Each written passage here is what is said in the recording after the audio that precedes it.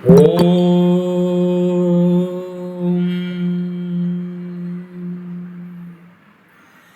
ஓம்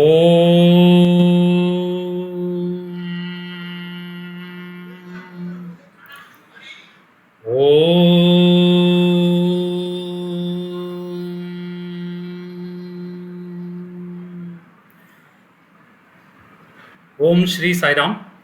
பகவான் ஸ்ரீ சத்யசாய் பாபா அவர்களின் பொற்பாத கமலங்களில் நம் பணிவான வணக்கங்களை தெரிவித்துக் கொள்கிறோம். சுவாமியின் பெரும் கருணையினாலே நம் ஈரோடு மாவட்ட ஸ்ரீ சத்யசாய் சேவா நிறுவனங்களின் நேரலை சத்சங்கங்கள், வாசகர் வட்டங்கள் நல்ல முறையில், நல்ல தலைப்பில், நல்ல பேச்சாளர்களை கொண்டு நடந்து வருகிறது. சுவாமியின் அளப்பெரிய கருணையினாலே நாம் சாயி பாகவதம் எனும் நிகழ்ச்சியை 8 வாரங்கள் தொடர்ந்து நடத்தி இன்று 9வது வாரம் இறுதி நிகழ்ச்சிக்கு வந்திருக்கிறோம். அனைவரையும் இந்த 76வது நேரலை சத்சங்கத்தில், அதாவது சாயி பாகவதத்தின் 9வது நிகழ்ச்சியான மகிமாவதார சாயி என்னும் நிகழ்ச்சியில் உங்கள் அனைவரும் சந்திப்பதில் மிக மகிழ்ச்சி. அனைவருக்கும் நவராத்திரி விழா சிறப்பு வாழ்த்துக்களையும் தெரிவித்துக் கொள்கிறோம். இந்த மகிமாவதார சாயி இன்னைக்கு நடக்கிற நிகழ்ச்சியில் நம்ம நிறையா சுவாமியோட மகிமைகளை வந்து தெரிஞ்சுக்கிட்டு இருக்கோம். இது வரைக்கும் நடந்த 8 வாரங்களில் நம்ம பல்வேறு தலைப்புகளில் சுவாமியோட அற்புதங்களை வந்து பார்த்துருக்கோம். இன்னைக்கு இந்த தலைப்பில் இந்த மகிமாவதார சாயி என்னும் தலைப்பில் ஆனால் இந்த சாயி பாகவதம் நிகழ்ச்சி ஒரு பாடலோடு துவங்குகிறது. அந்த பாடலை வந்து அமரர் திரு டிஎம்எஸ் அவர்கள் பாடியிருக்காரு, டிஎம் சவுந்தரராஜன் அவர்கள். சுவாமிக்கு அவர் நிறைய பாடல்களை பாடியிருந்தாலும் இந்த பாடல் நம்ம தலைப்புக்கு தகுந்த மாதிரி ரொம்ப அற்புதமான சுவாமியோட மகிமைகளை போற்றும் விதமாக அமைந்திருக்கிறது. அந்த பாடலோடு நம்ம இன்னைக்கு நிகழ்ச்சியை துவங்குவோம். அதைத் தொடர்ந்து மதிப்பிற்குரிய நம் டாக்டர் பாலகிருஷ்ணன் சார் அவர்கள் பேசுவார். சாய்ராம். மாயாவதாரா மங்களஸ்வரூபா மகிமை பிரதாபா சத்யசாயி பாபா மாயாவதாரா மகிமை பிரதாபா மாயாவதாரா மகிமை பிரதாபா மங்களஸ்வரூபா சத்யசாயி பாபா மாயாவதாரா மகிமை பிரதாபா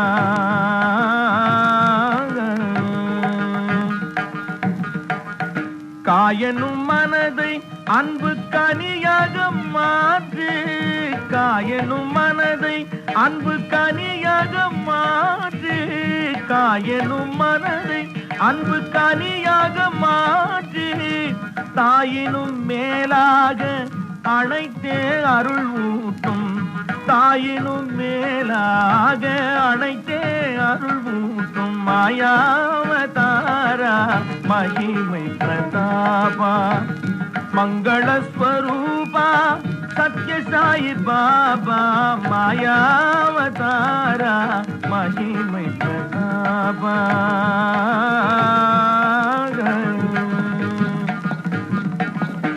ஓதிடும் பிரணவ நாதத்திலே ஓதிடும் பிரணவ நாதத்திலே இன்ப ஓங்காரம் எழுந்திடும் கீதத்திலே ஓதிடும் பிரணவ நாதத்திலே இன்ப ஓங்காரம் எழுந்திடும் கீதத்திலே நின் நாம சங்கீர்த்தனம் பாடிடவே நின் நாம சங்கீர்த்தனம் பாடிடவே நின் நாம சங்கீர்த்தனம் பாடிடவே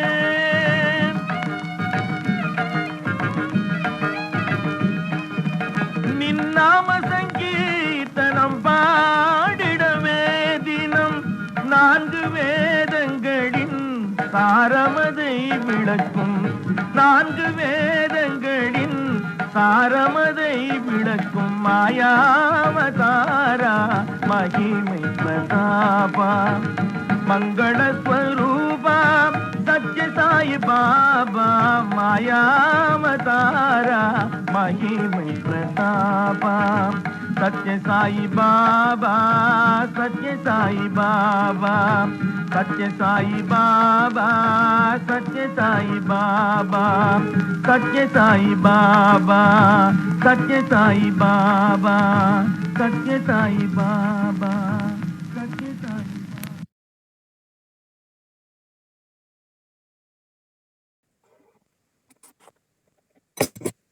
स्थापकाय च धर्मस्य सर्वधर्मस्वरूपिणे अवतारवरिष्ठाय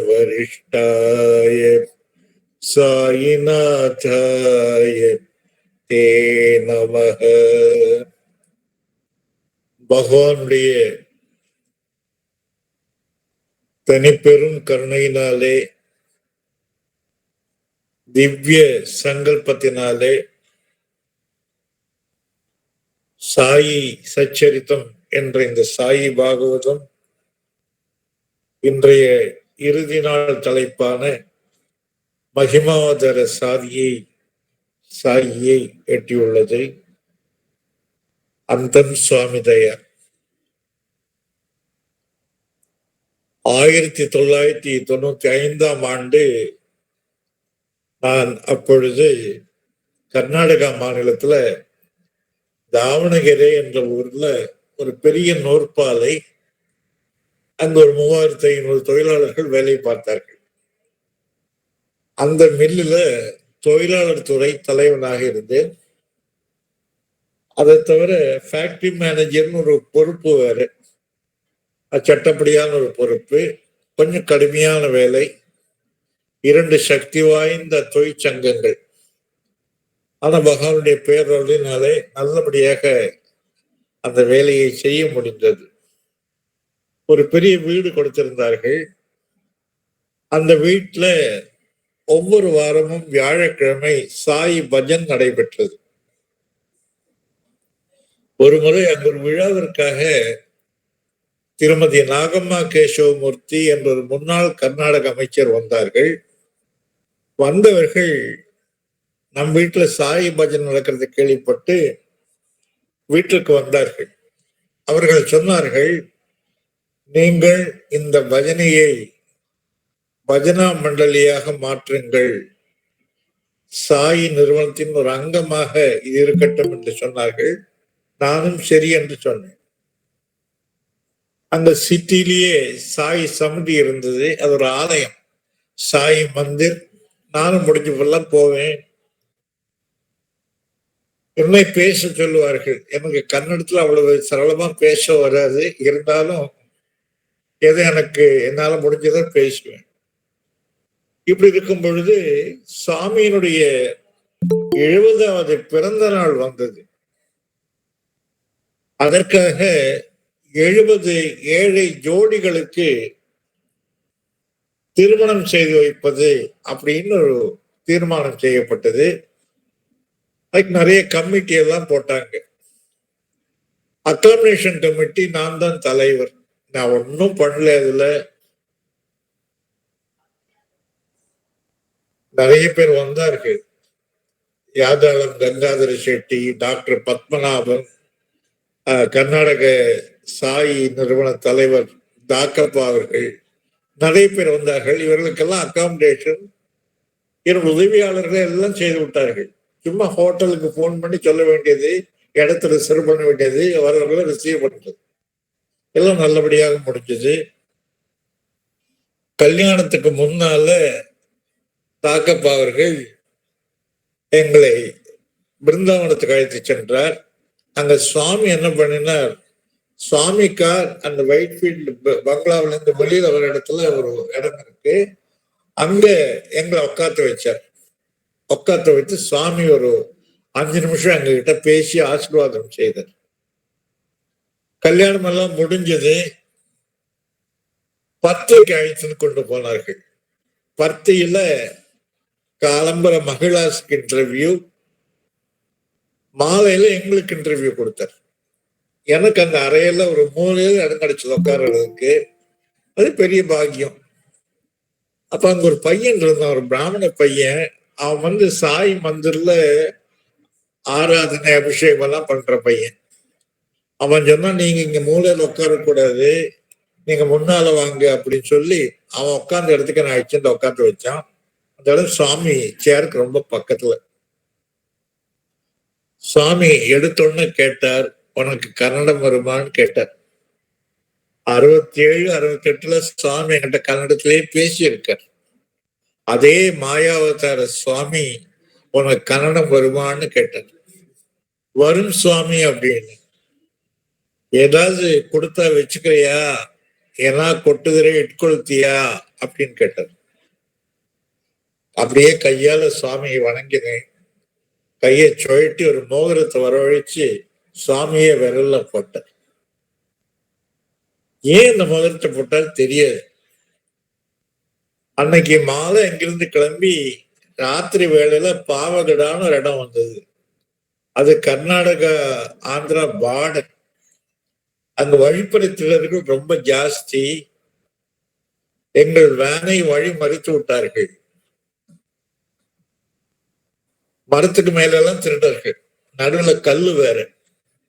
அப்ப நம்ம ஆவேசமா கத்தினா, வண்டியை நில்சு பேடா, நிறுத்தாதே, ஓட்டின்னு போ. அந்த டிரைவர் ஓட்டின்னு போயிட்டார். ஆனா முன்னால கண்ணாடி எல்லாம் உடஞ்சு விடுச்சு. சிட்டிக்கு போனோடனே அங்கிருந்தவர்கள் சொன்னார்கள், நீங்கள் தப்பித்து விட்டீர்கள். அவர்கள் கையில நீங்க கிடைச்சிருந்தா அவங்க ஒண்ணும் இல்லாம பண்ணியிருப்பாங்க. உடுத்துக்கிறதுக்கு உடல் கூட இருந்திருக்காது. நடு வீதியில் நிற்க வைத்திருப்பார்கள். உங்களை சுவாமி தான் காப்பாற்றினார் என்று சொன்னார். எல்லாமே பகவானுடைய திவ்ய சங்கல்பங்கள். சாய்ராம். பரமாத்மா கலப்படம் இல்லாத ஒரு தங்கம் மாதிரி. அந்த தங்கத்தினால நகையெல்லாம் பண்ண முடியாது. அதோட கொஞ்சம் செம்ப கலத்தணும், அப்பதான் நகை பண்ண முடியும். அப்ப இந்த பரமாத்மா என்ன பண்ற, தன்னுடன் தன்னுடைய யோக மாயையை சேர்த்து கொண்டு அவதாரமாக கீழே இறங்கி வருகின்றார். அவதார பணியை நிறைவேற்றுகின்றார். அவதார பணி முடிந்தவுடன் பழையபடி பரமாத்மா என்ற நிலைக்கு திரும்புகிறார். அதுதான் நடந்தது.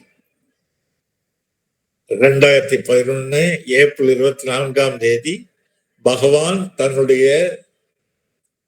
பரமாத்ம நிலையை அடைந்து விட்டார். இப்ப சுவாமி எங்க போய் பார்க்கிறது? உண்மையில சுவாமி இப்ப ரொம்ப சௌலபியமா இருக்கார். சுலபமாக சுவாமியை இப்பொழுது அடைய முடியும். முன்னாலன்னா டிராவல் பண்ணணும். புட்டபர்த்திக்கு போனோம், பெங்களூருக்கு போனோம், கொடைக்கானலுக்கு போனோம். எல்லாமே கஷ்டமான காரியங்கள். அங்க போனா கியூல உட்காரணும், டோக்கன் கொடுப்பார்கள். வராண்டாவில் கொஞ்சம் பேர் இருப்பார்கள், மாணவர்கள் இருப்பார்கள், அங்க இருக்கின்ற ஆசிரியர்கள் இருப்பார்கள். நாம அங்க போய் உட்காந்துக்கிறதுக்கு ரொம்ப கஷ்டம். அது ஃபர்ஸ்ட் லைன் எல்லாம் கிடைக்கவே கிடைக்காது. ஆனா இப்ப ரொம்ப சுலபம். பகவானை கூப்பிட்டால் உடனே என்ன என்று அவர் கேட்கின்றார். Call me by any name, I will answer you. உன்னுடைய இதயத்திற்கு முன்பாக நான் இருக்கின்றேன், என்ன கூப்பிடுப்பா அப்படிங்கிறார் சுவாமி. நமக்கும் சுவாமிக்கும் தூரமே கிடையாது. ரொம்ப சகஜமா இருக்கார் சுவாமி. இப்ப ரொம்ப சுலபம். சாமியை தொடர்பு கொள்வது ரொம்ப சுலபம்.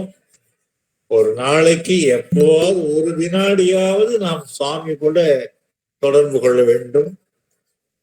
இந்த மகிமாவதார சாய் என்பது சுவாமி கொடுத்த தலைப்பு. இதுல சில நிகழ்வுகளை நாம் பார்ப்போம். இதுல சில நிகழ்வுகள் சுவாமியுடைய சமாதிக்கு அப்புறம் நடந்தது. அது அப்புறமா வரேன். முதல்ல ரஷ்யாவில் நடந்த ஒரு நிகழ்வு, நம்பவே முடியாத ஒரு நிகழ்வு. ரஷ்யாவில் இலவச மருத்துவ முகாம்கள் நடத்துவதற்கு முடிவு செய்கிறார்கள். இது யாரு முன்னிலைன்னா டாக்டர் சுரேந்திர உபாத்யாயா. ரஷ்யாவில் இருந்து பக்தர்கள் உபாத்யாயை கூட்டுக்கிண்டு பர்த்திக்கு வருகிறார்கள். சுவாமி பேட்டி கொடுக்கிறார். சுவாமி, இந்த மாதிரி நாங்க மருத்துவ முகாம் நடத்த போறோம், சாமி ஆசீர்வாதம் பண்ணணும். சாமி சொல்றார், நான் நிச்சயமாக உங்க கூட அங்க இருப்பேன். I'll be there with you. நான் உங்களுடன் இருப்பேன் அப்படிங்கிறார் சுவாமி. ரஷ்யாவுக்கு வந்தாச்சு. இந்த சைபீரியா பகுதியில கிரோகிராடுன்னு ஒரு இடம். அங்க மெடிக்கல் கேம்ப். அது ஆதி காலத்துல சிறையாக இருந்த இடம். அது காலனியா மாறிவிடுத்து. அங்க இந்த மருத்துவ முகாம் நடக்கிறதுக்கு முன்னால முதல் நாளைக்கே போய் பார்க்கணும் அப்படிங்கிற ஒரு உபாத்தியாயா அங்கு போகிறார்கள். போனா பயங்கரமான குளிர், பனி கொட்டுகிறது. அந்த குளிரானது உடம்ப குத்துறது. போன இடத்துல அந்த வண்டி பிரேக் டவுன், நின்று விடுகிறது. கொஞ்ச நேரம் ஆகும். அப்போ அதுல ஒரு இளைஞர் இருந்தார், ஒரு ரஷ்ய நாட்டு இளைஞர். அவர் சொல்றார், இங்க பக்கத்துல ஒரு சிவன் கோவில் இருக்கு. இவருக்கு ஒரே ஆச்சரியம், இந்த குளிர்ல இந்த சைபீரியாவில ஒரு சிவன் கோவிலா, கண்டிப்பா போவோம் அப்படிங்கிறார். 20 நிமிஷம் நடக்கிறார்கள். நடந்து போனா மரத்தால் ஆன கோவில்.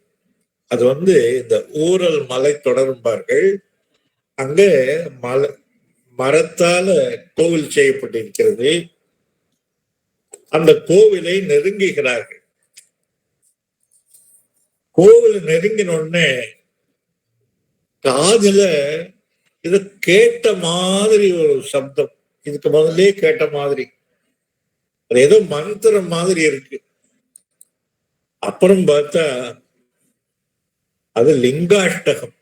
பிரம்மமுராரி சுராட்சித லிங்கம், பிரம்மமுராரி சுராட்சித லிங்கம், நிர்மல பாசித சோபித லிங்கம், ஜன்மஜ துக்க விநாசகலிங்கம், தத் பிரணமாமி சதா சிவலிங்கம்.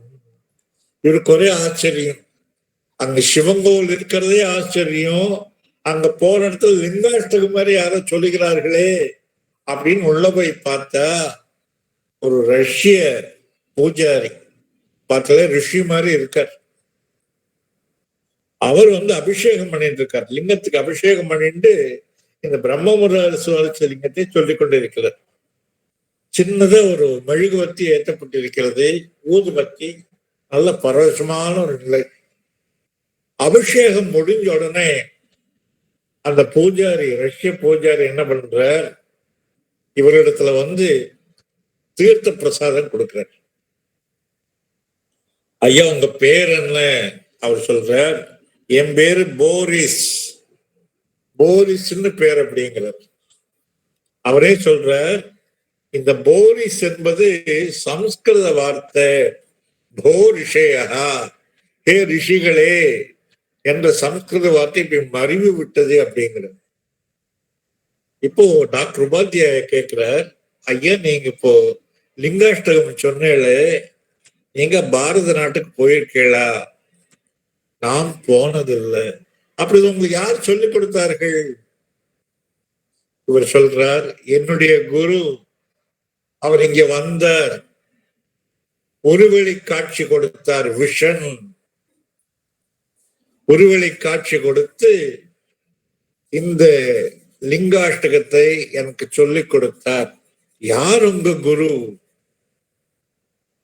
சைபீரியா பகுதிக்கு ஒரு குரு சொல்லிக் கொடுத்திருக்காருன்னா அவர் யார்? நான் பாருங்கோ அப்படின்னு சொல்லி அந்த சுவர்ல ஒரு படம் மாட்டப்பட்டிருக்கு. அது அந்த மெழுகுவத்தியால காட்டினா பகவான் பாபா அபயஹஸ்தத்தோட காட்சி அளிக்கிறார். உடனே இவருக்கு பிளாஷ் மாதிரி தோன்றது. அன்னைக்கு பேட்டி கொடுக்கும் பொழுது சாமிக்கு மேல மாட்டியிருந்த படம் இதே படம். உங்களுடன் நான் இருப்பேன் என்று சாமி சொன்னது சத்தியமான வார்த்தையாக மாறிவிட்டது. இன்னொரு நிகழ்ச்சி, இந்த நிகழ்ச்சி நடந்தது ஒரு இஸ்லாமிய அன்பருக்கு. CA கரீம்னு ஒருத்தர் கோழிக்கோடை சேர்ந்தவர், கால்கட்டை சேர்ந்தவர். இவர் பகுத்தறிவாளராக இருந்து பண்பட்ட ஒரு இஸ்லாமியராக மாறுகிறார். இவருடைய மனைவிக்கு பேர் நசீம் பானுன்னு பேர். இந்த நசீம் பானுடைய அம்மாவுக்கு இந்த அம்மா ஒரே குழந்தை. அந்த அம்மா இறந்து விடுகிறாள். நசீம் பானுடைய தாயார் இறந்து விடுகின்றாள். தினமும் அழுது கொண்டே இருப்பார். ஏன்னா ஒரே குழந்தை, அம்மா செல்லம், அம்மா விட்டா யாரும் இல்லை, ஒரே அழுதுட்டே இருக்க. மயங்கி மயங்கி விழுந்துடுவா, அப்புறம் கண்ணை திறந்து பார்ப்பா. இப்படியே இருக்கு. ஒரு நாளைக்கு பாதி ராத்திரி கணவனை எழுப்புகிறாள். எனக்கு ஒரு சொப்பனம் வந்தது, நான் சாமியை பார்த்தேன். இவர் நினைக்கிறார் சொப்பனம் தானே, எல்லாம் மனசுடைய சங்கல்பம். இல்லை இல்லை, சாமி சொன்னார், நீ ஏன் அழுகிறாய், நான் இல்லையா உனக்கு சாயி மாதா, நான் அம்மா இருக்கேன்னு, சாயி அம்மா இருக்கேன்னு நீ அழற அப்படின்னு எனக்கு சொப்பனத்துல சொன்னார் சுவாமி. உடனே நாம புட்டபர்த்திக்கு போகணும். உடனே கிளம்புகிறார்கள். அப்போ குரு பூர்ணிமா வேலை. ஆனா நல்ல வேலையாக பேட்டி கிடைக்கிறது. உள்ள நுழைஞ்சோடனே சாமி கேட்குது, நம்ம அழறா, அழாதே, நான் சொன்னேன் இல்லையா அழாதே, நான் இருக்கேன் இல்லையா சாயி அம்மா உனக்கு, நீ அழற. அப்படி ரொம்ப நேரம் பேசி இந்த அம்மா என்ன பண்றா, சாமியுடைய 2 கையும் பிடிச்சுட்டு போன்னு அழறா. சாமி பேசாம இருக்க. அந்த அம்மா கொஞ்சம் கொஞ்சமா மனசு சமாதானம் கிடைக்கிறது. நிறைய நல்ல வார்த்தைகள்லாம் சொல்லி நிறைய விஷயங்கள் எல்லாம் பேசி ஆசீர்வாதம் செய்து அனுப்புகிறார்கள். அடுத்த முறை ஓணத்திற்கு பத்திக்கு வருகிறார்கள். ஒரு நாளைக்கு தரிசனம் எல்லாம் முடிஞ்சு கடமை இதுல சுத்தின்னு இருக்கா, வேற ஒண்ணும் வேலை இல்லைங்க. அப்ப அங்க தர்மாவரம் சில்க்ஸ்னு ஒரு போர்டு தெரியறது, ஒரு கடை. அங்க ஒரு சந்தன கலர் சாரி. அதை பார்த்த உடனே நசீமானுக்கு ஆசையா இருக்கு, இது வேணும்னு சொல்லி ஆசைப்படுறா. இப்போ கரீம் கேக்குறார், இது உனக்கு வேணுமா? இந்த அம்மாவுக்கு தெரியும் இவர்கிட்ட பணமே கிடையாது, திரும்பி போறதுக்கே பணம் இல்லை. உனக்கு வேணுமா கேட்கிறார். ஒண்ணும் வேண்டாம், எனக்கு வேண்டாம் வேண்டாங்கிறார். ஆனா அந்த அம்மாவுக்கு அது ஆசை. அந்த சாரியை பார்த்தோன்னே ஒரு ஆசை. நல்ல வேலையாக அதற்கு அடுத்த நாளே இன்டர்வியூ கிடைக்கிறது. சுவாமி நிறைய பேசுறார். பேசி இன்டர்வியூ எல்லாம் முடிஞ்சாச்சு, எல்லாரும் ரூம் அவுட்டு போயாச்சு. இவர்களே சுவாமி நெல் அப்படிங்கிறார், வெயிட் பண்ணுங்கோ. யாரையும் கூப்பிட்டு என்னமோ சொல்றார். கொஞ்ச நேரத்துல அவர் 2 பொட்டலத்தோட வர, ஒரு பொட்டலத்தை இந்த அம்மாட்ட கொடுக்கிறார் சுவாமி. இது ஓண பரிசு, ஓணத்துக்காக நான் கொடுக்கிற பரிசு, இதை அவனுக்கும் வச்சுக்கோ அப்படின்னு இவர்கிட்ட இன்னொரு பொட்டலத்தை கொடுக்கிறார். ஒரு கவரையும் கொடுக்கிறார். இந்த பிரசாந்தி நிலையம் உன்னுடைய தாய் வீடு, நீ எப்ப வேணா இங்க வரலாம். இதே வார்த்தை பிரதம மந்திரி வாஜ்பாய்ட்டையும் சுவாமி சொல்லி இருக்கார், எப்ப வேணா நீ வரலாம். வெளியே வருகிறார்கள். வெளியில அந்த கவரை திறந்து பார்த்தா அது 101 ரூபாய் இருக்கு. இந்த அம்மா சொல்ற, எங்க அம்மா இருக்கும் பொழுது ஒவ்வொரு வருஷமும் எனக்கும் உங்களுக்கும் அம்மா புது புடவை புது வேஷ்டி எடுத்து தருவா இல்லையா, இந்த வருஷம் அந்த அம்மா இல்லை, இந்த அம்மா நமக்கு வாங்கி தந்திருக்காங்கிற. கண்ணில் ஒரே நீர். இப்படி சுவாமி பக்த பராதீனனாக இருக்கின்றார். இன்னொரு நிகழ்ச்சியை படிச்சா ரொம்ப ஆச்சரியமா இருக்கும். இது பிருந்தாவனத்துலதான் நடக்கிறது. பிருந்தாவனத்துல ஒரு நாளைக்கு சுவாமி தர்சனத்துக்கு கிளம்புறார். தர்சனத்துக்கு கிளம்பும் பொழுது ஒரு வாலண்டியரை கூப்பிடுறார், சேவாதலை கூப்பிட்டு, இந்த அடையாளத்தோட அங்க ஒருத்தர் இருப்பார், அவர் முதல்ல வெளியில் அனுப்பு, அவரை நீ வெளியில் அனுப்பினாத்தான் நான் தரிசனம் கொடுப்பேன், போய் அனுப்பு, சென்ட் ஹிம் அவுட் அப்படிங்கிறார். இதுக்கு ஒரே ஆச்சரியம், தர்சனத்துக்கு வந்த பக்தரை சுவாமி திருப்பி அனுப்புவதா? இது கேட்டதே இல்லையேன்னு ஆச்சரியமா இருக்கு. இவர் போறார், அவர் கெஞ்சுறார், ஐயா என்ன தயவு செய்து இங்க இருக்க விடுங்கோ, எனக்கு குஷ்ட நோய், குஷ்டத்தினாலே நான் அவதிப்படுகிறேன், சுவாமி ஒருக்கா பார்த்துடுறேன், தயவு செய்து என்ன இருக்க விடுங்கோ அப்படிங்கிறார், கெஞ்சரர். இந்த சேவாதர் திரும்பி சாமிட்டு சொல்றார், சுவாமி அவர் போக மாட்டேங்கிறார், கெஞ்சறார். இப்ப சுவாமி இன்னும் கடுமையா சொல்றார், ஒண்ணு அவன் வெளியில போனோம், இல்ல நீ வெளியில போனோம், முடிவு பண்ணிக்கோ. இவருக்கு தெரியறது சுவாமி ஒரு முடிவோட சொல்றார். இங்க 4-5 பேரோட உத்தியால அவரை கூட்டிட்டு போய்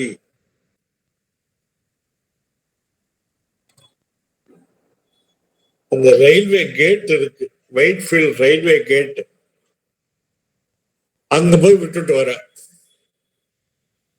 அதுக்கப்புறம் தான் சுவாமியுடைய லீலை ஆரம்பமானது. இவர் தட்டுத்தல் மாதிரி அந்த ரயில்வே ஸ்டேஷனுக்கு போறார். அங்க போன காங்கிரீட் பெஞ்ச் இருக்கு, அதுல அப்படியே படுத்துக்கிறார். அந்த வேலை கட்ட வேலையில தர்சன வேலைங்கிறது தூங்குற வேலை இல்லையே, அவருக்கு தூக்கம் வருது, தூங்கி விடுறார். தூக்கத்துல சுவாமி வர்றார், என்ன சொல்றார், அப்பா நான் வெளியில போக சொன்னது ஒன்ன கிடையாது, நான் ஒன்ன வெளியில போக சொல்லவே இல்லை, உன்னுடைய வியாதியைத்தான் வெளியே போக சொன்னேன், தயவு செய்து பொறுமையாக இரு, இன்னும் 30 நாள் ஆச்சுன்னா உன்னை வியாதி முழுமையாக நிவாரணமாய்விடும், நீ நிச்சயமாக குணம் பெற்று விடுவாய் அப்படிங்கிற.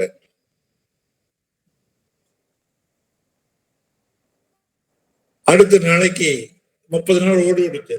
அடுத்த நாளைக்கு இந்த சேவாதர் கேட்டு பக்கத்துல போறார். அப்ப யாரோ சொல்றார், சாய்ராம் உங்களை பாக்குறதுக்கு ஒருத்தர் வெளியில வெயிட் பண்ணிட்டு இருக்கார், கொஞ்சம் வாங்கோ அப்படின்னு கூப்பிடுறார். அங்க போனா யார வெளியில தள்ளினாரோ அவர் நின்று இருக்கார். இவருக்கு பயம், இவர் எங்கேயா உள்ள வந்துடுவாரோ அப்படின்னு. நான் வெளியில எல்லாம் வர மாட்டேன், ஒரு விஷயத்த சொல்றதுக்காக உங்களை கூப்பிட்டேன், உங்களுக்கு ரொம்ப நன்றி, அன்னைக்கு வெளியில அனுப்பினாலே ரொம்ப நன்றிங்கிறார். இவருக்கு ஒன்றும் புரியல. நான் போய் ரயில்வே ஸ்டேஷன்ல படுத்துனேன், தூக்கினேன், கனவு சாமி கனவுல வந்தார். 1 மாசத்துல உனக்கு உடம்பு சரியாயிடும் சொன்னார். இப்ப பர்ஃபெக்ட்லி ஆல் ரைட், இப்ப எனக்கு உடம்பு முழுதும் குணமாகி விட்டது, என்கிட்ட இப்ப இந்த வியாதியே இல்லை அப்படிங்கிறார். நாளைக்கு 31வது நாள், நான் நாளைக்குத்தான் உள்ள வருவேன் அப்படிங்கிறார். அதுக்குள்ள உள்ள சத்தம் புரியறது, சத்தம், சாமி தர்சனத்துக்கு வந்துட்டு இருக்காரு. இந்த மனிதர் என்ன நினைச்சாரோ தெரியல, அப்படியே அந்த இவரை தள்ளிட்டு உள்ள ஓடி போயிடுறார். உள்ள ஓடி போய் சுவாமி பாதத்தை போய் விழறார். சுவாமி அவரை தூக்கி நிறுத்த முதல்ல தட்டி கொடுத்து, போ இன்டர்வியூக்கு போன்னு அனுப்புறார். பகவானுடைய கருணை நம்மால் புரிந்து கொள்ள முடியாத ஒன்று.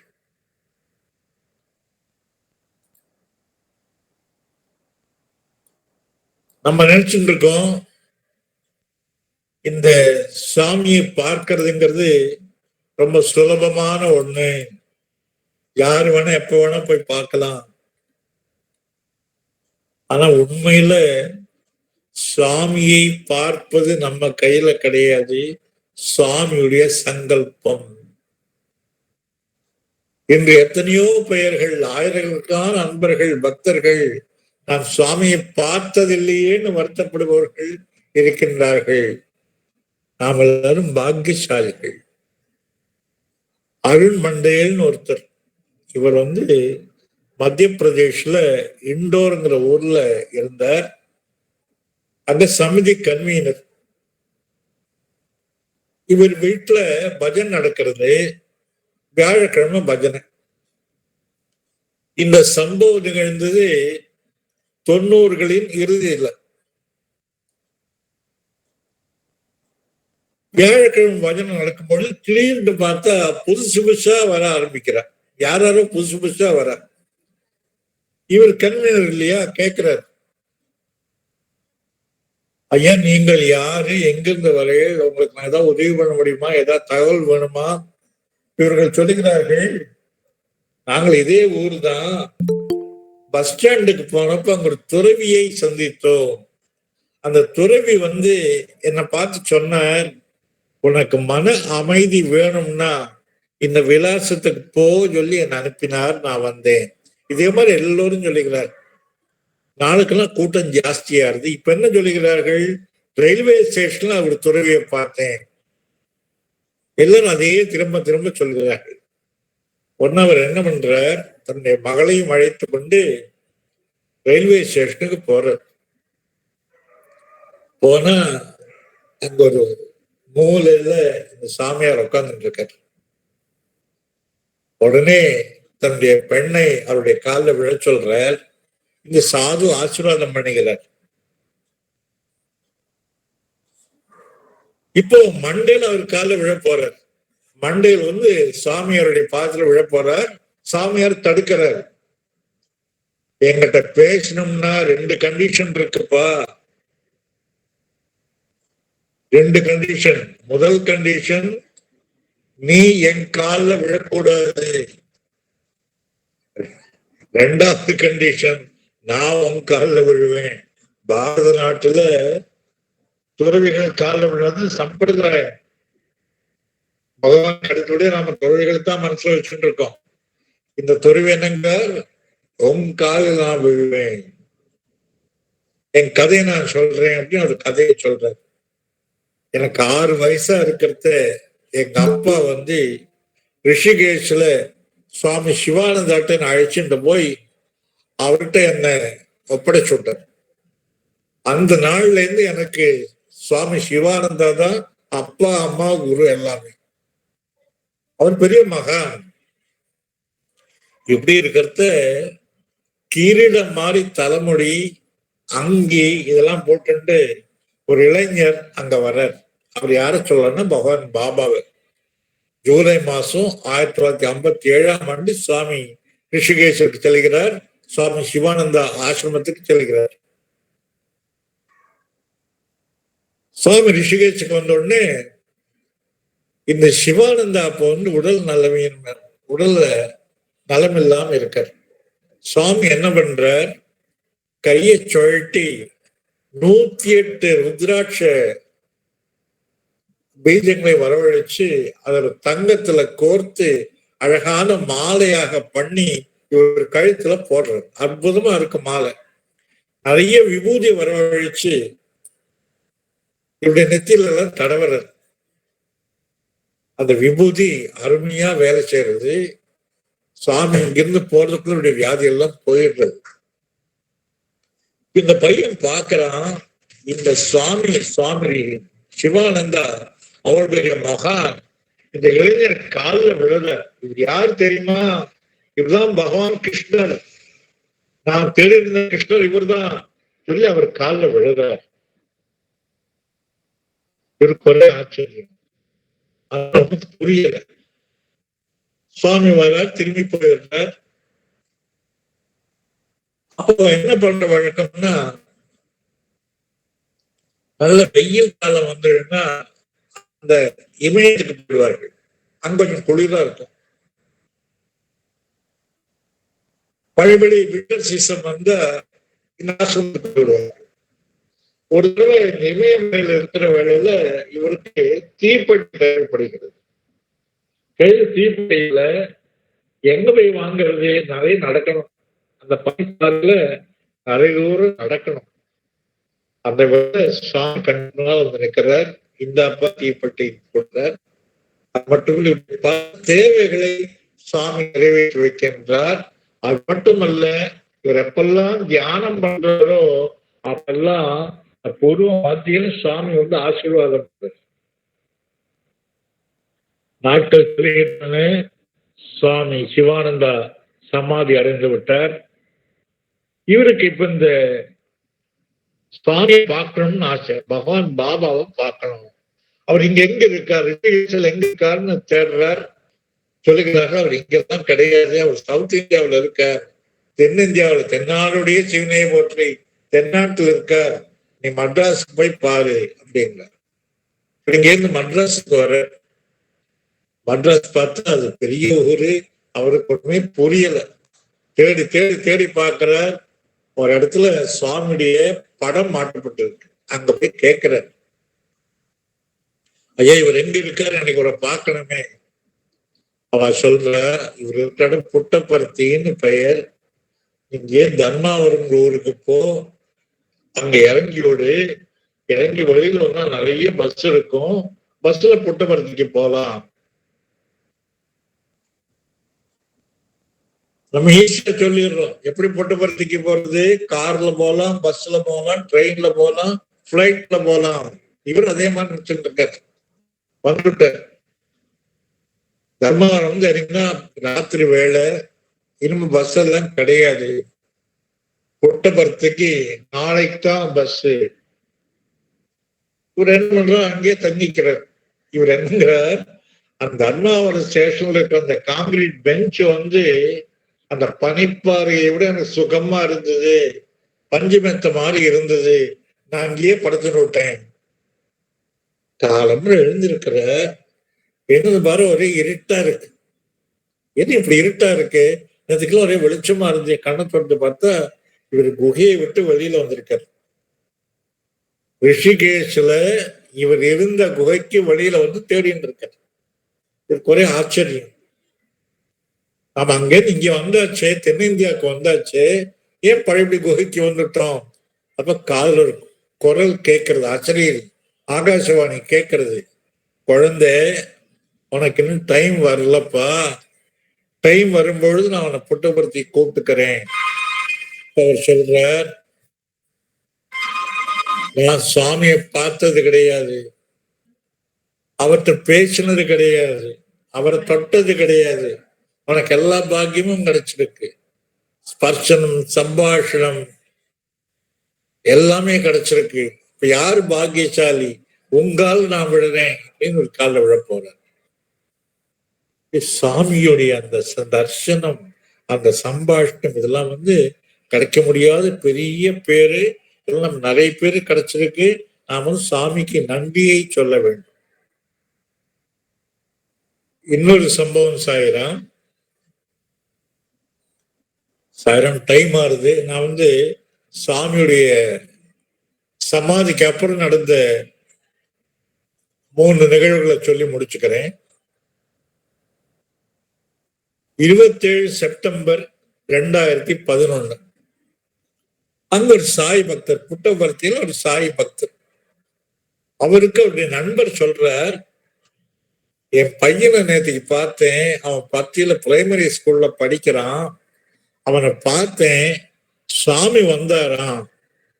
என்ன ஆச்சரியம் இது, சாமி ஏப்ரல் 24 மகாசமதி ஆயிட்டார், பிரைமரி ஸ்கூலுக்கு சாமி போனார். ஆமா, பிரைமரி ஸ்கூலுக்கு போயிருக்கார், நீ வேணா போய் கேட்டுக்கோ. இது நேர பிரைமரி ஸ்கூலுக்கு போறார். அந்த குழந்தை ஒரு பார்த்தோன்னு ஓடி வருது. என்ன நடந்ததுக்குன்னா, கடந்த வெள்ளிக்கிழமை என்ன நடந்தா சொல்றாளே உங்க அப்பா, என்ன நடந்தது? ஆமா, சுவாமி எங்க விடுதிக்கு வந்தார். சுவாமி வந்தார். எப்படி வந்தார்? ராத்திரி வேளை கரண்ட் போயிடுத்து, எனக்கு பாத்ரூமுக்கு ரொம்ப அர்ஜென்ட், ஆனா பயமா இருந்தது, நான் என்ன பண்றது பார்த்தேன், திடீர்னு சுவாமி வந்தார். என் கையை பிடிச்சிட்டு சுவாமி பாத்ரூமுக்கு கூட்டின்னு போனார். சுவாமி எங்க என்ன பிடிச்சாரோ அந்த இடத்துல எல்லாம் கட்டி வந்தது, வலிக்கிறதா? வலிக்கவே இல்லை, அடுத்த நாள்லாம் சரியா போயிடுது. எப்படி வந்தார்? திடீர்னு வந்தார், வெள்ளை அங்கி போட்டு இருந்தார், என் கையை பிடிச்சிட்டு பாத்ரூமுக்கு கூட்டின்னு போனார். பாத்ரூம் கிட்டக்கு நெருங்கினோடனே லைட் வந்து கொடுத்து சாமி மறைஞ்சு விட்டார். உனக்கு பயமா இருக்கலையா? எனக்கு பயமே இல்லை, முதல்ல ஆச்சரியமா இருந்தது, சுவாமி பாடினார். என்ன பாடினார்? வை fear when I am here அப்படின்னு பாட்டு பாடினார். எப்படி திரும்பி போனார்? திடீர்னு மறைஞ்சு விட்டார். உனக்கு தெரியும் இல்லையா சுவாமி இப்ப சமாதியில இருக்கார்? தெரியும் இல்லையா? தெரியும், நல்லா தெரியும். ஆனா சாமி இங்க வந்துட்டே இருக்காரு. நேத்துக்கு வந்தாரு, அவன் நேத்துக்கும் வந்தார். இன்னொரு பையன் பேரை சொல்லி அவனுக்கு முட்டியில அடிபட்டு இருக்கு. அவனை சுவாமி பார்த்தார். பார்த்து அவனை ஆசீர்வாதம் பண்ணி நீ தூங்கு கண்ணா சொன்னார். இப்ப நீயும் அந்த பையனை மட்டும் சுவாமி பார்க்கல? இல்லையே, நாங்க எல்லாரும் பார்த்தோமே. போன ஞாயிற்றுக்கிழமை சுவாமி திருப்பியும் வந்தார். டெய்லி வந்துட்டு இருக்கார். நாங்கெல்லாம் கிளாஸ் ரூம்ல உட்காந்துட்டு இருந்தோம். லைட்டு போயிடுத்து. எங்க டீச்சர் வெளியில போய் பார்க்க போனா அந்த வேலையில சாமி நின்னார். சுவாமி எப்படி நின்னார்னு கேட்டா இவர் சொல்ற அந்த குழந்தை சொல்றது, வலது கையால அபயஹஸ்த முத்திரை காட்டுறார் சுவாமி. இடது கை பாதத்தை நோக்கி இருக்கு. திருப்பதியில் வெங்கடாஜலபதி எப்படி நிற்பாரோ அதே மாதிரி காட்சி அளித்தார். அதுக்குள்ள இந்த குழந்தையுடைய ஃப்ரெண்ட்ஸ் எல்லாம் அங்க வந்துடுறா. இந்த குழந்தை என்ன பண்றது, இவர்கிட்ட பேசுறது திடீர்னு விட்டுட்டு ஓடி போயிடுறது. இது மாதிரி இன்னொரு நிகழ்ச்சி சாயிரம் இதுவும் சமாதிக்கு அப்புறம் நடந்தது. இந்தோனேஷியாவிலேருந்து ஒரு குழு பர்த்திக்கு வருது. பர்த்தியில சாய் பல்கலைக்கழகத்துக்கு வருது. 10 பேர் வர. இவளுக்கு பாரத நாடு புதுசு, பாரத கலாச்சாரம் புதுசு, ஆத்ம சாட்சாத்காரம், ஆத்மா, இந்த வார்த்தையெல்லாம் புதுசு. அவளுக்கு தெரிஞ்சதெல்லாம் ஷாருக் கான் ஒருத்தர் தான். அதுல அகமதுன்னு ஒரு பையன் ஒருத்தர் அந்த குழுல. அவர் சாய் கிரிதர்ங்கிற PhD ஸ்காலர்கிட்ட ஒரு ரிக்வஸ்ட் வைக்கிறார். எனக்கு ஒரு உதவி பண்ணணும். அவங்க ஹியூமானிட்டிஸ் பிளாக், இந்த MBA எல்லாம் சொல்லுவா இல்லையா, அந்த ஃபேக்கல்டி அங்க தியானம் பண்றதுக்கு அனுமதி கொடுக்கணும். என்ன அங்க உட்கார்ந்து தியானம் பண்ணணும்னு சொல்றேன்? ஆமா, நான் சாய்பாபா அங்கு இருப்பதை நன்றாக உணர்கின்றேன். நீங்க சுற்றி காட்டிட்டு இருந்தேன் இல்லையா, காட்டும் பொழுது ஃபவுண்டர் சான்சலர்ஸ் ரூம், ஸ்தாபக வேந்தருடைய அறை, அந்த அறையை பார்த்தோன்னே உள்ள பாபா உட்கார்ந்து இருந்தார். கையை சொட்டி சொட்டி பண்ணிட்டு இருந்தார். கூட எங்க குரு சூஃபி குரு இருந்தார். அப்புறம் ஒரு நாளைக்கு ஒரு வகுப்பு நடக்கிறது. ஆத்ம சாட்சாத்காரம்னு தலைப்புக்கு பெயர். கூட அப்ரஹாம் மாஸ்லோஸ் தியரி ஆஃப் நீட்ஸ்ன்னு மேனேஜ்மெண்ட்ல வரும். அப்ரஹாம் மாஸ்லோன்னு ஒருத்தர், அவர் தியரி ஆஃப் நீட்ஸ்னு எழுதியிருக்கார். அதுல கடைசியில செல்ஃப் ஆக்சுவலைசேஷன் அப்படின்பார். அது கிட்டத்தட்ட நம்ம ஆத்ம சாட்சாத்காரம் மாதிரி.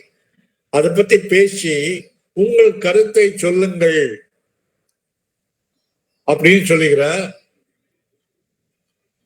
இந்த பையன் என்ன பண்றான், பேச முன்னால அங்க சாமி சேர் போட்டிருக்கு. அந்த சாமி சேரை பார்த்து 2 கையால கும்பிடுகிறான். அப்புறம் கேட்கிறான், இந்த கையை இப்படி காட்டின என்ன அர்த்தம், வலது கையை இப்படி காட்டின என்ன அர்த்தம்? அப்போ அங்க இருக்கிறவர் சொல்றா, அது அபயஹஸ்தம்னு பேர். யார் காட்டினா? சாய்பாபா காட்டிட்டு இருக்கார். இந்த பையன் எழுதுறான், அந்த மாணவன் எழுதுறான், பாபாவை நாங்கள் பார்க்க முடியவில்லை. இங்க இருக்கின்ற பக்தர்கள் பகவானை சமாதிக்கு அப்புறம் பார்க்க முடியல. ஆனா எங்கிருந்தோ வந்தவர்கள் பார்த்தார்கள். இன்னும் ஒரு நிகழ்ச்சி சொல்லிக்கிறேன் சாயிரம், டைம் ஆயிடுத்து. இதனால ரொம்ப உருக்கமான ஒரு நிகழ்ச்சி, அதை சொல்லிவிடுறேன். மீனாட்சின்னு ஒரு அம்மா. இந்த அம்மா கேரளா. ஒவ்வொரு வருஷமும் சர்வீஸ்க்கு வருவேன். சுவாமி நிறைய பண்ணியிருக்கேன் இந்த அம்மாவுக்கு. புட்டபர்த்திக்கு வரும்பொழுது கணவருக்கு உடம்பு சரியில்லை. ஆனாலும் சுவாமி சர்வீஸ் பண்ணணுங்கிறதுக்காக பர்த்திக்கு வர. ஜனவரி 15,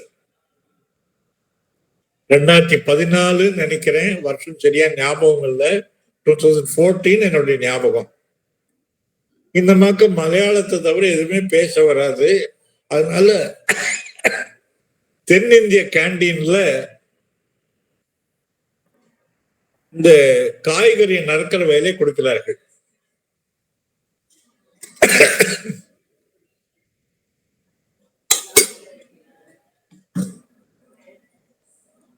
அப்ப நம்ம கை தெரியாம கழுத்து பக்கம் போறது, பார்த்தா கழுத்துல தாலிய காணும். சுவாமிய பார்க்க வந்த இடத்துல தாலி பறிபோய் விடுகிறது. துடிதுடிச்சு போயிடுறா. மாங்கல்யத்தையே இழப்பதா? வேற கிளம்புறது வேற, கணவருக்கு உடம்பு சரியில்லை, இது வேற காணுமே, சகனமே சரியில்லையே, அழறா, விக்கி விக்கி அழறா. எல்லாம் தேடுகிறார்கள், தேடி தேடி பார்க்கிறார்கள், எங்கு தேடியும் கிடைக்கவே இல்லை. ஜனவரி 20ஆம் தேதி நான் சுருக்கி சொல்லிட்டு இருக்கேன். இந்த அம்மா என்ன பண்றா, ராதா ஆண்டின்னு அந்த லீடர் பேரு. அம்மா நான் சந்நிதி தரிசனம் பண்ணிட்டு வரேன், 6:30க்கு திரும்பி வரேன். அங்க போறேன். அங்க போனா பெரிய கியூ. இந்த அம்மாக்கு பயம், 6:30க்குள்ள திரும்ப முடியுமா? அப்ப ஒரு குழந்தை வராங்க, 10 வயசு குழந்தை, சிவப்பு பாவாடை கட்டிட்டு இருக்க. நவராத்திரி வேளையிலேயே காமாட்சியே வந்திருக்க, சிவப்பு பாவாடை கட்டிட்டு இருக்கா. நீ பிரசாதம் சாப்பிட்டியோ கேட்டு பிரசாதத்தை கொடுக்குற, லட்டு பிரசாதம் கொடுக்குற. ஆண்டி நீ அவ்வளவு தூரம் போக வேண்டாம், இங்கேருந்து சுவாமி வழிபட்டுக்கோ, சுவாமி ஆசீர்வாதம் பண்ணுவா அப்படிங்கிறார். இந்த குழந்தைகிட்ட பேசுற மூட அந்த அம்மாக்கு இல்லை. ஒரு வழியா சுவாமி சமாதி வருது, விக்கி விக்கி அழறா. சுவாமி என்னுடைய மாங்கல்யம் திரும்பி கிடைக்காம நான் இங்கேருந்து போகவே மாட்டேன் அப்படின்னு ஹோன்னு அழறா. அந்த வெளியில யாரோ ஒரு மஞ்சள் பூவை நம்ம கையில போடுற. யாரு போட்டா தெரியல. வெளியில வந்த உடனே அங்க இருக்கிற சேவாதர் இந்த அம்மாக்கு பிரசாத பைய கொடுக்குற. இந்த அம்மா திரும்பி வர, டார்மிட்டரிக்கு திரும்பி வந்த உடனே அங்க இருக்கிறவங்களுக்கெல்லாம் பிரசாதம் கொடுக்கலாம்னு சொல்லி அந்த பையக்குள்ள கைய போட்டா அந்த பிரசாதத்துல இந்த தாலி அப்படியே ஒட்டின்னு இருக்க, ஒரே குங்குமம். எந்த தாலி காணுமோ அந்த தாலி இந்த லட்டு பிரசாதத்தோடு ஒட்டின்னு இருக்கு, அதுல முழுக்க குங்குமம். சுவாமி சாய் காமாட்சி ஆசீர்வாதம் பண்ணி அந்த தாலியை திரும்ப பெற்றிருக்கிறார். அன்பர்களே, நான் திரும்ப திரும்ப சொல்றேன், சுவாமி எங்கேயும் போல.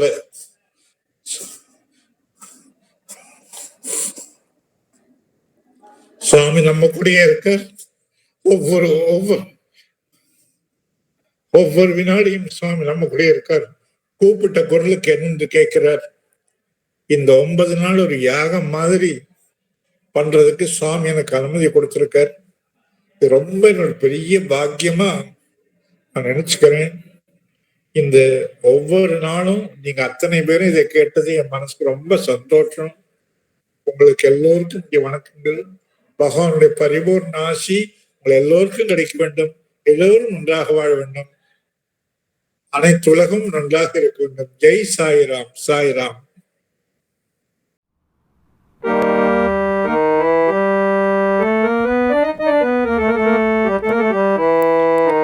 देव देव महादेव साई शंकरा, देव देव महादेव साई शंकरा, साई शंकरा शिरडीश्वरा, साई शंकरा शिरडीश्वरा, देव देव महादेव साई शंकरा, भस्मोद्भव करा पर्तीश्वरा, भस्मोद्भव करा पर्तीश्वरा, स्वर्णवर्णतेजोमय जगदीश्वरा स्वर्णवर्णतेजोमय जगदीश्वरा सर्वमन्त्रस्वरूपा साईश्वरा सर्वमन्त्रस्वरूपा साईश्वरा वामदेव विरूपाक्ष विश्वेश्वरा वामदेव विरूपाक्ष विश्वेश्वरा देवदेव महादेव साई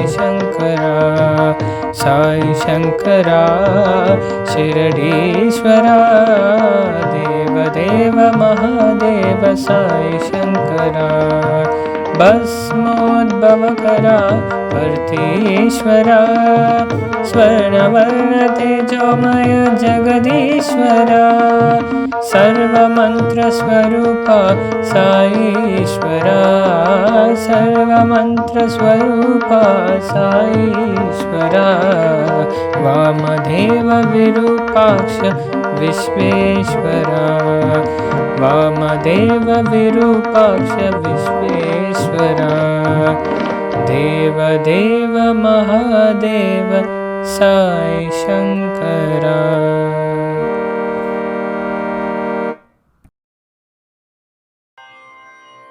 जय जय मंगल साई नमो जय जय मंगल साई नमो जय पार्थीश्वर साई नमो जय पार्थीश्वर साई नमो जय शिरडीश्वर साई नमो जय शिरडीश्वर साई नमो श्री शैलेश्वर साई नमो श्री शैलेश्वर साई नमो जय जय मंगल साई नमो सत्य साई नमो सत्य साई नमो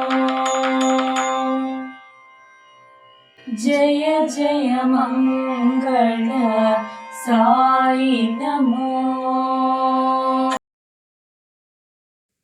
இந்த 9 நாள் நிகழ்ச்சியில அருண் ரொம்ப அருமையா வேலை பார்த்திருக்கார்.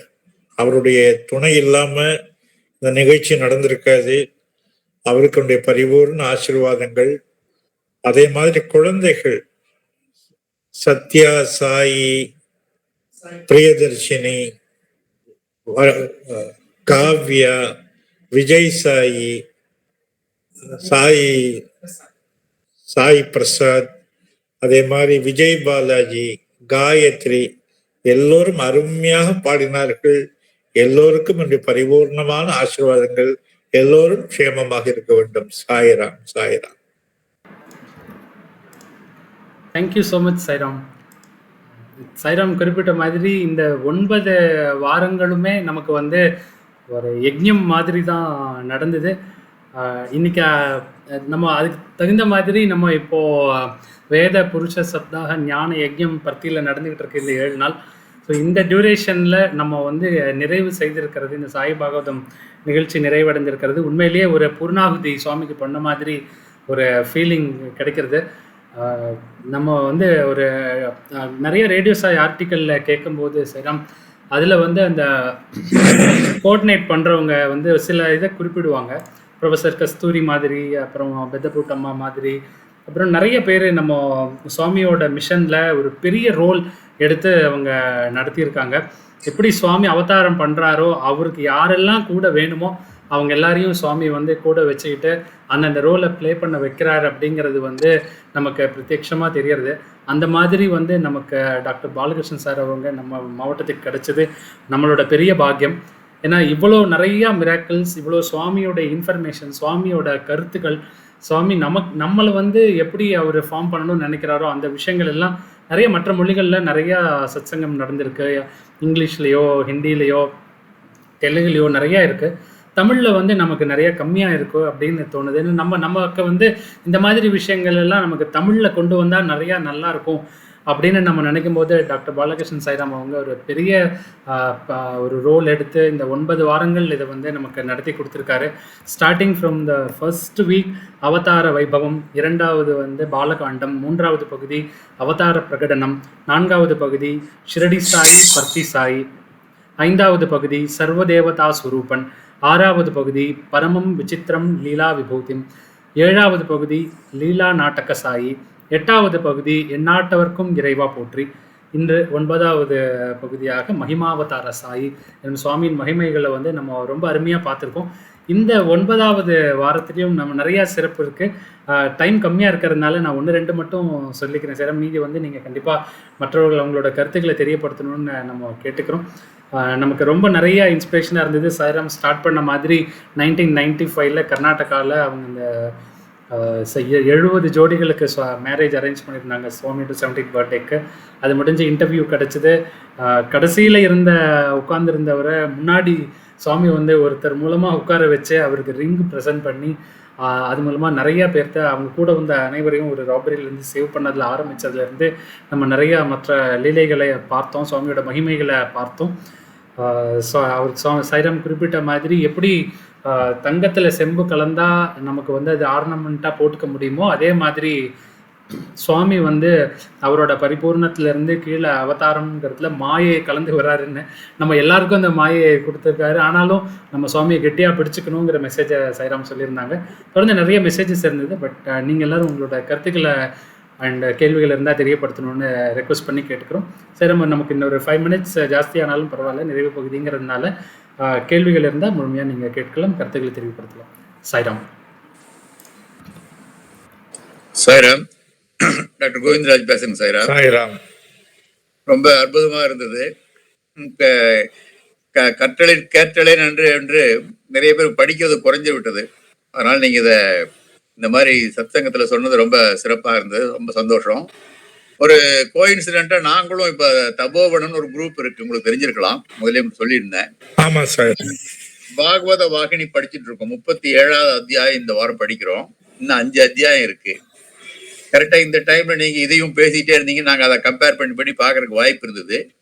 இப்ப படிக்கின்ற 37வது அத்தியாயத்திலிருந்து ஒரே ஒரு பேராகிராஃப் மட்டும் படிச்சிடுறேன். நீங்க சொன்னதுக்கு ஆப்டா இருக்கிறதுனால சொல்றேன். சுவாமி சொல்றார், பரீட்சித் கேட்டான், சுவாமி, தானவர்கள் அசுரர்கள் இறைவன் மீது நம்பிக்கை கொண்டு அவர் துதிக்கும் போது மனிதர்கள் ஏன் கடவுளை மறந்து துதிக்க தவறுகிறார்கள்? அவர்கள் கேட்கும் செவிகளை நம்புகிறார்கள், ஆனால் பார்க்கும் கண்களை நம்புவதில்லை. இதற்கு அவர்கள் செய்த சில பூர்வீக பாவங்களே காரணம் என்று நினைக்கின்றேன், அல்லது வேறு சில சாபத்தின் விளைவாக கூட இருக்கலாம் என்று பரீட்சித் சொல்றான். அதுக்கு சுகர், ஓ அரசே, நீ சொல்வது உண்மையே. கம்சன், ஜராசந்தன், சல்யன், சிசுபாலன் போன்ற ராட்சசர்கள் கிருஷ்ணனின் அசாதாரண சக்தியை கண்கூடாக கண்ட போதிலும் அவர் ஒரு சாதாரண மாட்டிடையன் என்ற பொய்மை அவர்களின் காதுகளில் வெகு அழுத்தமாக ஒலித்துக் கொண்டிருந்தது. ஆகவே கண்களால் கண்டவற்றை விட ஆகாசவாணியிலிருந்து ஒலித்தவற்றையே அவர்கள் முழுமையாக நம்பினார்கள். அதன் காரணமாகவே அவர்கள் உயிரை மிக கேவலமான முறையில் இழக்க நேரிட்டது. அதிசயங்கள், வியக்கத்தக்க செயல்கள், விந்தையான நிகழ்ச்சிகள் நடந்தும் தூதுவர்களுக்கு தொடர்ந்தாற்போல் ஏற்பட்ட தோல்விகளை அனுபவித்தும் அவைகளை அவர்கள் நம்ப மறுத்து நிராகரித்தார்கள். அவர்கள் முன்பு கண்கூடாக தெரிந்த இறைவனுக்கு செய்ய வேண்டிய கடமைகளை செய்ய தவறினார்கள். அவர்கள் அவ்வாறு நடக்கும்படியாக சபிக்கப்பட்டிருக்கலாம் என்பதை தவிர இவைகளுக்கு வேற என்ன நாம் விளக்கம் கொடுக்க முடியும்? அந்த சாபத்திற்கு அவர்களின் பாவங்களே காரணம். சாய்ராம், ஒருத்தர் காதை நம்பல, இன்னொருத்தர் கண்ணை நம்பல. நாமெல்லாம் நேரடியாகவும் பார்த்திருக்கோம், உங்க வார்த்தைகள் மூலமா கேட்டும் இருக்கோம். ஆகவே இதை நன்கு அனுபவித்து இந்த பிறவியை புனிதப்படுத்திக் கொள்ள வேண்டும். நன்றி சாய்ராம். சாய்ராம். சாய்ராம். சாய்ராம், நான் ஹேமா பேசுறேன். சாய்ராம், சொல்லம்மா. எனக்கு என்ன தோன்றது அப்படின்னா, 9 வாரமும் இவ்வளவு சிறப்பா நீங்க பேசிட்டு கடைசியில நீங்க பேசும்போது கொஞ்சம் உங்களுக்கே எமோஷனல் ஆயிடுதுன்னு நினைக்கிறேன். ஆனா நீங்க எங்களை எல்லாரையும் உங்க மனசார ஆசீர்வாதம் பண்ணோம் சாய்ராம். உங்க வாயால நம்ம எல்லாரும் நல்லா இருக்கணும், இந்த இந்த கோவிட்ல இருந்து திருப்பியும் நான் சூப்பரா ஆகணும்னு நானு நீங்க சொல்லணும்னு நானு ஆசையா விரும்புறேன். சாய்ராம். எல்லாரும் க்ஷேமமா இருப்பது, க்ஷேமமா இருப்பது. சாய்ராம். சாய்ராம். ராஜேந்திரன் சாய்ராம். சொல்லுங்கண்ணா. ரொம்ப சிறப்பா இருந்தது சாய்ராம். நானு மகேஸ்வரி எல்லாம் இங்க இருந்து கேட்டுட்டு இருக்கோம், உங்க மதுரை எல்லாம் கேட்டுட்டு இருக்கோம். Very good. சம்டைம்ஸ் கேட்க முடியல, பட் ரொம்ப ரொம்ப சிறப்பா இருந்தது. ரொம்ப சந்தோஷம் சார். எப்பயும் உங்க ஆசீர்வாதம் வேணும் சாய்ராம். சாய்ராம். சாய்ராம். சாய்ராம். க்ஷேமமா இருப்பா. சாய்ராம். வேற யாருக்கும் கேள்விகளோ கருத்துக்களோ இருந்தா தெரியப்படுத்தலாம் சார்.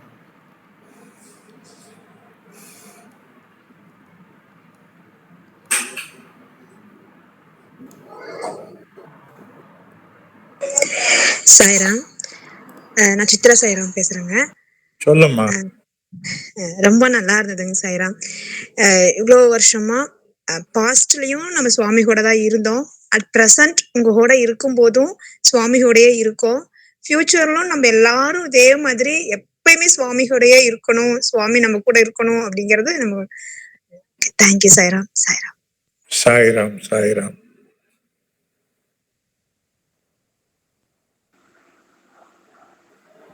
சாய்ராம். சொல்லும்மா. சாய்ராம், ரொம்ப ரொம்ப தேங்க்ஸ் சாய்ராம். நானே 10 நிமிஷமா ட்ரை பண்ணிட்டு இருக்கேன். உங்களோட லிங்க் கிடைக்கலையா? ரொம்ப சாமியில ப்ரே பண்ணிட்டே இருந்தேன். சரி, என்னால கிடைக்கலையே அப்படி ரொம்ப கஷ்டமா இருந்தது. அப்புறம் லிங்க் கிடைச்சிச்சு, அதே ரொம்ப சந்தோஷமா இருந்தது. ரொம்ப தேங்க்ஸ் சாய்ராம். சாய்ராம். சாய்ராம்.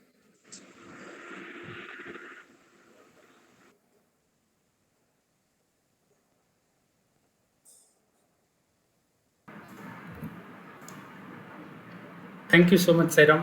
கலந்துக்கிட்ட எல்லாருக்கும் நன்றி. நம்ம இந்த 9 வாரங்கள் சாய்ராம் வந்து வேள்வி மாதிரி இதை நடத்தியிருக்காங்க. சாய் பாகவதம் எனும் இந்த அற்புதமான நிகழ்ச்சி நம்ம எல்லாருக்கும் கிடைக்கப்பட்டிருக்கு. சாய்ராம், இது எல்லா ரெக்கார்டிங்கும் நம்ம யூடியூப்பில் இருக்குது. நம்ம ஷேர் பண்ணியிருக்கோம் வாட்ஸ்அப் குரூப்பில். நீங்கள் வந்து கண்டிப்பாக எப்போ வேணுமோ முடியும் போது நீங்கள் அதை கேட்டுக்கலாம். நம்ம பால விகாஸ் குழந்தைகளுக்கு, குருமார்களுக்கு நீங்கள் இந்த மெசேஜை மறுபடியும் எடுத்துக்கொண்டு போய் சேர்க்கறதுல வந்து இந்த நிகழ்ச்சி ரொம்ப முழுமை பெறும்னு நம்ம நம்புகிறோம். நிறைய பேர்த்துக்கு முடிஞ்ச அளவுக்கு நம்ம இந்த தகவல்களை கொண்டு சேர்ப்போம். இது அவ்வளோ நல்ல வேல்யூபிளான நிறைய மெசேஜஸ், நிறையா மிராக்கிள்ஸ், இந்த மாதிரி நிறையா கலந்தது இந்த சாய் பாகவதம் நிகழ்ச்சி. ஒரு அறுசுவை உணவு மாதிரியாக நமக்கு வந்து ரொம்ப ஃபுல்ஃபில்மெண்ட்டாக இருந்தது. டாக்டர் பாலகிருஷ்ணன் சாய்ராம் அவங்களுக்கு ரொம்ப பெரிய தேங்க்யூ ஸோ மச். தொடர்ந்து கேட்ட அனைவருக்கும் நன்றி. இதில் கலந்துக்கிட்ட இந்த பாட்டு பாடினவங்க எல்லாருக்கும் நன்றி. இந்த 9 வாரங்கள் நடைபெற்ற சாய் பாகவதம் இந்த நிகழ்ச்சி இன்று நம்ம நிறைவு பெறுகிறது. தொடர்ந்து அடுத்த 2 வாரங்களுக்கு நம்ம சுவாமியோட அவதார வைபவத்தை வந்து சிறப்பிக்கும் விதமாக, ஏன்னா அக்டோபர் 20ஆம் தேதி சுவாமியோட அவதார பிரகடன தினம் வருது. அதனால வர ஞாயிற்றுக்கிழமையும் அதுக்கு அடுத்த ஞாயிற்றுக்கிழமையும் 2 வாரங்களும் சிறப்பு நிகழ்ச்சியாக நம்ம வந்து பார்க்க இருக்கோம். வரும் ஞாயிற்றுக்கிழமை மாலை 5 மணிலிருந்து 6 மணி வரைக்கும் அவதார பிரகடன தின சிறப்பு நிகழ்ச்சி பகுதி 1ல் நம்மளோட பேச இருக்கிறவர் மதிப்பிற்குரிய எஸ் கணபதி அவர்கள். அவர் வந்து சென்னையை சேர்ந்தவர். நம்ம ஸ்ரீ சத்யசாய் சேவா நிறுவனங்கள் தமிழ்நாடு மாநில அளவில் ஆன்மீக விழிப்புணர்வு நிகழ்ச்சியின் மாநில ஒருங்கிணைப்பாளராக இருக்கார். அவர் வந்து சுவாமியுடன் நடப்போம், அது வாக் வித் சாய் அப்படிங்கிற அந்த தலைப்பில் நம்மளோட பேச இருக்காரு. அதாவது 17ஆம் தேதி 17/10. அதைத் தொடர்ந்து 24ஆம் தேதி அக்டோபர் 24 திருமதி கவிதா முரளி அவர்கள், அவங்க வந்து சென்னையை சேர்ந்தவங்க தான். நம் ஸ்ரீ சத்யசாய் சேவா நிறுவனங்கள் தமிழ்நாட்டினுடைய மாநில மகிழா ஆன்மீக ஒருங்கிணைப்பாளராக இருக்காங்க. அவங்க ஒரு நல்ல பஜன் சிங்கரும் கூட. அவங்க வந்து நம் அன்பு தெய்வம் ஸ்ரீ சத்யசாயி அப்படிங்கிற தலைப்பில் நம்மளோட பேசியிருக்காங்க. இந்த 2 நிகழ்ச்சியுமே நம்ம அவதார பிரகடன தினத்தை ஒட்டி வர ஒரு சிறப்பு நிகழ்ச்சி. சைரம், இதுக்கு அடுத்து தொடர்ந்து நம்ம எப்படி இந்த ஆன்லைன் நிகழ்ச்சி அமைய இருக்குது அப்படிங்கிறது நமக்கு இன்னும் தெளிவாக தெரியல. முடிஞ்ச அளவுக்கு நமக்கு சுவாமியோட பெரும் கருணையினால் சீக்கிரம் சமிதிகள்லாம் திறக்கணும், எல்லாரும் பஜன்ஸ் அட்டன் பண்ணணும், ரெகுலராக நம்ம லைஃப்க்கு திரும்பணும்னு சுவாமியோட ப்ரே பண்ணிக்கிறோம். அந்த ப்ரேயரோட நம்ம இன்றைய நேரலை நிகழ்ச்சியை நிறைவு செய்துக்கிறோம். இன்றைய நேரலை சத்சங்கம் சமஸ்த லோகா சுகினோ பவந்து மற்றும் சாந்தி மந்திரத்துடன் நிறைவு பெறும். கலந்து கொண்ட அனைவருக்கும் நன்றி. ஜெய் சாய்ராம். समस्तलोकाः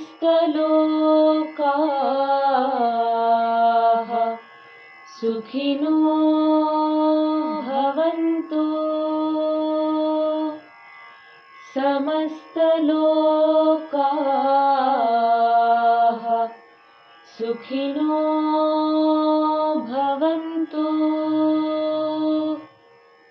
समस्तलोकाः सुखिनो भवन्तु। ॐ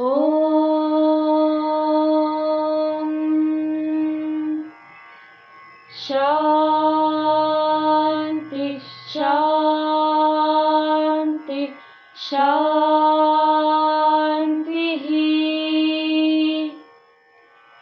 जय बोलो भगवान श्री सत्य साई बाबा जी की जय।